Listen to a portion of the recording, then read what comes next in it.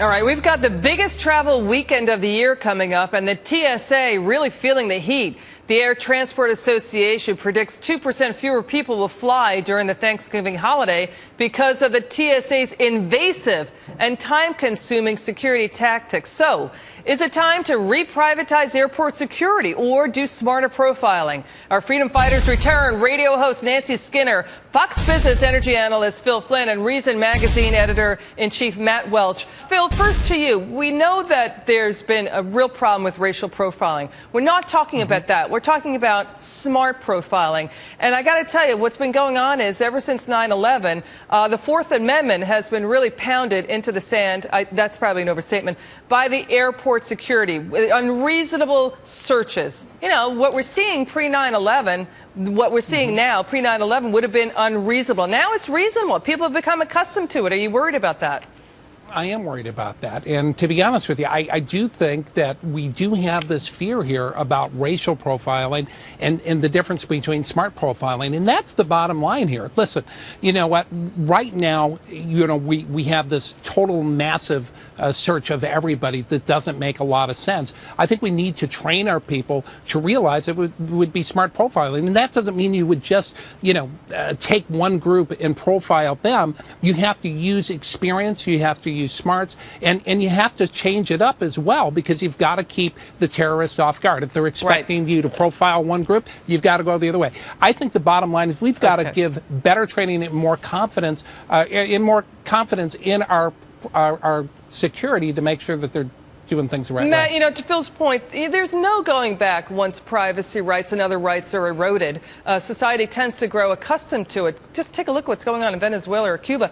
And what Phil is talking about with smart profiling is you ask questions such as this of passengers. Did you buy a one-way ticket? Did you pay for it in cash? Did you just buy it yesterday? Have you spent the last 6 months in Afghanistan? That's smart profiling. Should we be doing that, Matt Welch? We should be doing more of that, and we should also, after abolishing the TSA to begin with and devolving this to airports and airlines, and preferably privatized airports, but beyond all that, we should have an opt-in program for people who are happy to subject themselves to thorough background screening, to all kinds of pretty intrusive measures in order to go faster through the lines. There are a lot of people who would willingly do that. Think of airline pilots, you know, people who want to get whisked through, who are willing to go through. That would ease the choke points of lines to begin with, and then we can start winnowing down so that we're not searching 2-year-olds, we're not searching 90-year-olds, and then we can start asking smarter questions. Nancy Skinner, is privatization the way to go? Judge McDonald, I'll meet you 50-50 on this. That's an overstatement. Go ahead. There is no way that we should privatize it. Why? I do agree with you on the. But why? Why shouldn't we privatize? There's no because there's not profit motive in protecting. The airlines don't have profit motive. On the smart technology side of it, just asking somebody questions means they could lie. Oh no, I haven't been to Afghanistan. You want to hear real smart technology? The number 17th fastest growing company in Fortune magazine's this issue is called EPC, electronic product codes, and they are using RFID technology, infrared technology that's on your passport, and it's got to match your eyeballs or your tag, or you don't get through a door. All right, we get it. It's not intrusive. Phil Flynn, should we be, you know, Americans are getting zapped with all sorts of radio waves, and, you know, I'm not saying it's dangerous radiation. We just don't know it yet with what's going on with the scanners. I mean, is this the way to go? Do you think that's too intrusive, or is it the way to go? Do you agree with what Nancy's saying?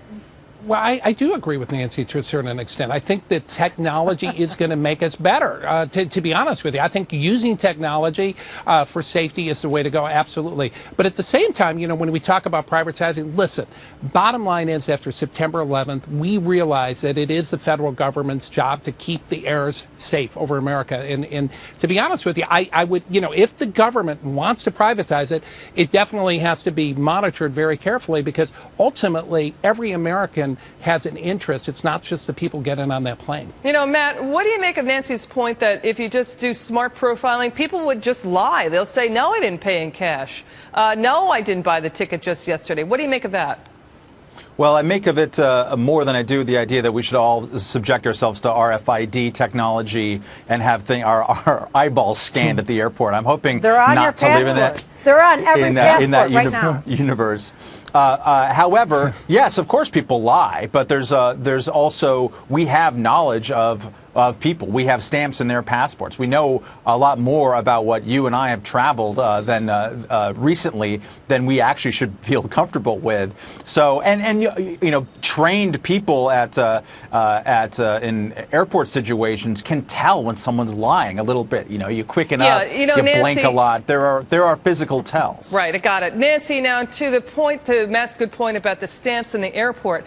I mean, listen, nobody in their right mind would agree that racial profiling is in any way in keeping with the 14th Amendment, meaning equal protection under the law. I mean, we knew that was a problem since 1798 with the Alien and Sedition Act, when there was racial profiling going on back then.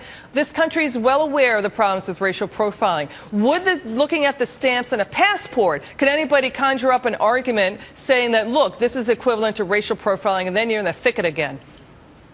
Well, you know what? A lot of business people do not get a stamp when they go to Israel if they travel in the Middle East, because then they're not allowed in the Middle East or they're targeted. So the Israelis will do that on purpose. So you can't even say there's human error, there's bribery, there's corruption all over the world. Just having a stamp like everyone's going to do it correctly. Getting back to your point about Israel, hang on. Has Phil Flynn, actually, Phil, take this. Has El Al Airlines out of Israel had any problems with terrorist activity on their airlines?